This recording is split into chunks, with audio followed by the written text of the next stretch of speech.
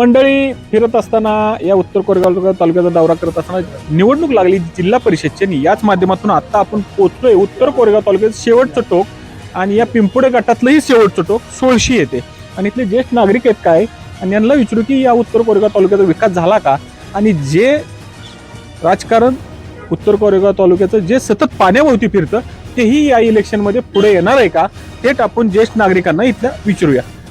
नमस्कार आपण काय सांगाल तुम्ही गेली अनेक वर्ष पाण्यासाठी उत्तर कोरेगाव तालुका टाहो पडतो आणि राजकारण ही या पाण्याभोवती दिसून येतं आणि निवडणुका लागले की पाणी पेटताना दिसून येतं. काय सांगाल थोडक्यात याबाबत एक ज्येष्ठ नागरिक म्हणून काय सांगाल? आमची कायमची समस्या आहे पाण्याबाबत. ठोस निर्णय कोणी घेत नाही त्यापेक्षा आम्ही असं म्हणतो की ह्या निवडणुकीवर बहिष्कार टाकण्याला चांगलं. कुठलंच काम होत नाही ना, निवडणूक आली की आश्वासनं द्यायची असं प्रत्येक वेळेला चालू आहे. लोकसभेला विधानसभेला आता हे जिल्हा परिषद पंचायत समितीला तेच तर ठोस निर्णय घेत नाही. त्याच्यामुळं आमची इच्छाच नाही, मतदान करायची इच्छा नाही. मतदानाचा अधिकार आहे हा डावलून चालत नाही, परंतु या माध्यमातून एखादा नौका उमेदवार आला आणि एखादा युवक चेहरा जर उतरत असेल राजकारणात तो काम करण्याचं असेल ना आम्हाला गॅरंटी देऊन तर आम्ही त्याला निवडून देणार. काय वाटतं उत्तर कोरेगाव तालुका हा कायमस्वरूपी या लोकप्रतिनिधींनी गृहीत धरलेला आहे. ही आपली 26 गावं गृहीत धरलेली आहेत. ह्या उत्तर कोरेगाव तालुका का त्यांची लाळ ताटत असेल तुम्हाला काय वाटतं? अहो ह्या उत्तर कोरेगावची ही 26 गावं शेवटपर्यंत अशीच राहणार आमचं असं भविष्य आहे. कारण आतापर्यंत कुठलाच विकास झालेला नाही. लोकांच्या म्हणजे कुटुंबातल्या एखाद्या मुलाच्या हाताला काम नाही, पाणी नाही, पिकं नाहीत, पिकाला दर नाही, शाश्वती असं कुठल्याच पिकात नाही आणि दरातही नाही. संस्थेचा काही विकास झालेला नाही. त्याला नसते 6 किलोमीटरवरून आणावं लागते. शेवटी काय करणार? शेवटी मतदान करायचंय म्हणून करणार. काय करतात तरी करायचं हो करायच लागते. तुम्हाला तरी करायचं तरी करावंच लागते ना. मताला 500 रुपये एक जेवण मतदान करतात लोक. या वर्षी 500चा आकडा निघाला असं वाटतं तरी कमी मुंबईत ऐकलं आम्ही 10,000 हजारापर्यंत आकडे गेले होते. 10,000 मुंबईची 75,000 कोटीची मुंबई आहे ती. बजेट मोठं आहे तिथं बजेट मोठं असल्यामुळे आकडाही मोठा आहे. तसं खेडगत एवढं चाललं पण 500 रुपयाचा नक्की चालेल. 500 रुपये आणि कोरेगाव तालुक्यातली रस्त्याची परिस्थिती तुम्ही जर बघितली तर महाराष्ट्रात डेंजर काम आहे. कारण प्रत्येक जण कमिशन मागतोय त्या कॉन्ट्रॅक्टरनं रस्ता करायचा कसा. तुमचाच रस्ता गेली 10 वर्षाला पडू नये. अहो पडूनच मी सांगतोय काय तुम्हाला. आम्ही मागं बोलवतो एकदा मुलाखतीला. वस्ती ढाब्यापासून कोरेगाव पर्यंत रस्ता गेली 2.5 पडू नये. जशी कॅटेगरी असेल तसं 3%, 5%, 10%, 15% पर्यंत कमिशन आहे. आता त्यानं मग मिळाले की रस्ता थांबवायचा. मग त्यांना आईल मिसळून रस्ता करायचा ना. त्यामुळे पुन्हा पुढच्या आठवड्यात उद असतो. परत आठवड्याने खराब झाला की परत दुसरं टेंडर निघायची वाट. पुढचं टेंडर होतं. मूलभूत गरजा पाणी, वीज, रस्ते, काय शिक्षण असं आहे का ह्यांच्यात? काय ज्या मूलभूत गरजा लागतात लोकांना त्या गरजा ह्यांच्या डोक्यातच नाहीत. लोकप्रतिनिधींचं अजिबात लक्ष, फक्त निवडून यायचं, कमिशन खायसाठी फक्त निवडून यायचं, बाकी काही नाही. पण आता हे लोकप्रतिनिधी स्वतःही काय करत नाहीत आणि नंतर ट्रेंड चालवतात. आपला मुलगा, आपली सून, आपला भाचा, आपला पुतण्या. बरोबर आहे, घराविषयी तर चालूच आहे. पण 500 रुपयाचा आकडा तुम्हाला सांगतो 5 वर्षे 500 रुपये एकदा देतो. 5 वर्षे आपलं काम करतो.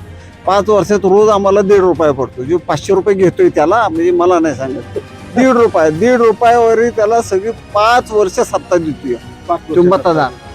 खरं सत्य परिस्थिती. बोलका माणूस आहे हा. अभ्यास आहे आणि तुमच्या बोलण्यावर तुम्हाला सुद्धा कळलं असेल की काय सांगताय बाबा तुम्ही. उत्तर कोरेगाव तालुक्यात ही नामुष्की आहे. लोकप्रतिनिधींना नुसतं लोकप्रतिनिधी आपल्या जनतेला गृहीत धरतात, नारळ फोडतात, श्रेयवाद घेतात. अहो ते विचारतच नाही लोकप्रतिनिधी खालच्या माणसांना. सगळं त्यांचंच चालतं सगळं. आणि काय झालंय आमचा जी भाग पडतो ना शेवट, त्याच्याकडे 2 आमदार, एक कोरेगावचा एक फलटणचा आणि खासदार ह्याचा माड्याचा. त्यामुळं आम्हाला कुणी विचारतच नाही या भागाला. ज्या मतं नाही तो नका देऊ. आता या जिल्हा परिषद पुरतं तेवढे 100-500 रुपये देणार आणि देते तीच माणसं मतं व्हायला 29 ला आता येणाऱ्या 29 सालाला आता हे होणार आहे ना तुमचं, रिकॉन्सिलेशन मतदारसंघाचं रिकॉन्सिलेशन तेव्हा आम्ही वायला किंवा खंडाळा जाणार.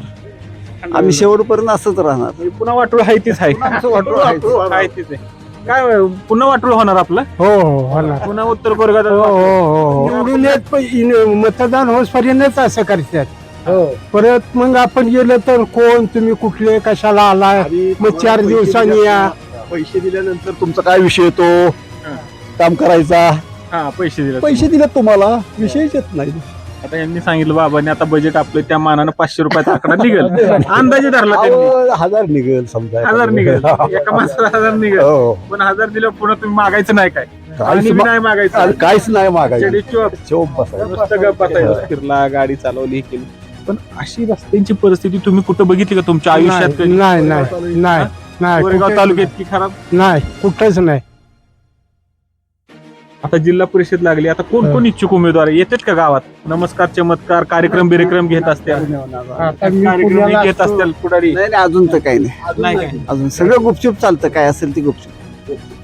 पण एखादा आश्वासक चेहरा यावा असं वाटतंय, एखाद्याने जन्म घ्यावा आणि नाही आपल्या तसा उत्तर नाहीच आहे, माणूसच नाही तसं आश्वासन. हे झालं. सगळं बंडलबाजी झालं, चोरांचं राज्य झालं, सगळं डाकूंचं राज्य झालं, पैसेवाल्याचं झालं. ज्याला शिक्षण नाही तो राज्य चालवतोय आणि IAS अधिकारी त्यांच्या हाताखाली पळतोय. ही मोठी खंत आहे महाराष्ट्राची, खंत आहे का भारताची. हा, मोठी खंत. 10वी झाल्याला खासदार होतोय, 20-22 त्याची दारूची दुकानं असतात. ती कुठनं आली? दारूच्या फॅक्टऱ्या कुणाच्या ह्यांच्याच आहेत सगळ्या. सगळ्या आमदार खासदारांच्या आहेत, कोणच्या कोणाच्या आहेत त्यांच्याच आहेत त्या. रुपया बघायला मिळाला, पण कोट्यावधी रुपयाचे यांचे इस्टेट. निवडणुकीवर उभे राहताना मग सांगायचं 15 कोट, 20 कोट, 150 कोट. तुमचा आकडा ऐकून आपण चेक करेल. आकडा चक्कर यायची म्हणजे मतदानाला जाईपर्यंत जिवंत राहतो का नाही कोणाला, अशी परिस्थिती आकडा. तुम्ही काय सांगा आता? आता काय हे सांगितलं? यांनी सांगितलं की आकडा ऐकून, हो. म्हणजे जे निवडणूक आयोगाला आकडा दिला जातो ह्यांच्या इस्टेटीचा, ते ऐकून यांना चक्कर आली. अहो. मतदानाला जायचं विषय म्हणजे सोडून द्या अहो, म्हणतात. आता तुम्ही ज्यावेळेस आमदार उभा राहतो का नाही आणि नगरसेवक, त्यावेळेस त्यांची परिस्थिती किती असती? 30 लाख 40 लाख. आता त्यांची 30 कोट 40 कोट पर्यंत आता मुंबईमध्ये गेल्यात पुढच्या प्रॉपर्टी इलेक्शनला पुन्हा जाते डबल. पैसे कुठं नाही त्यांच्या. काही 2 नंबरच की सगळं. सगळं टेंडर टेंडर घ्यायचं, कमिशन घ्यायचं, 10 तेच रस्ता 10 वेळा दाखवायचा. 10 वेळा दाखव. हो, आणि त्याच्यावर पैसे घ्यायचं. ती ऑइल मिसळायचं रस्त्यात. मिली बघत. मतदाराचा हक्क गमावला, बिनविरोध निवडून आले, मतदाराचा हक्क गमावला. नोटाला काही किंमत नाही. ते नोटाचं बटन दाबलंय ना, ते सरकारनं काढून टाकावं. ज्यांनी ज्यांनी मतदाराचा हक्क बुडवला, जे आता 60-70 लोक आली नगरसेवक मुंबईला, त्या मतदारांना किती वाईट वाटलं असेल. बिनविरोध लोकशाहीनं आपल्याला दिलेला, संविधानात दिलेला हक्क जर तुम्ही गमावला, आमचा चूक आहे ना ही. याला निवडणूक आयोग बी जबाबदार आहे आणि राज्य सरकार बी जबाबदार आहे. बिनविरोध केली तुम्ही. हा, ते वाईट आहे. ते खेड्यापाड्यामध्ये सुद्धा होणार. बिनविरोध व्हायलाच नाही पाहिजे होतं. त्यांनी मतदानातच निवडून यायला पाहिजे होतं.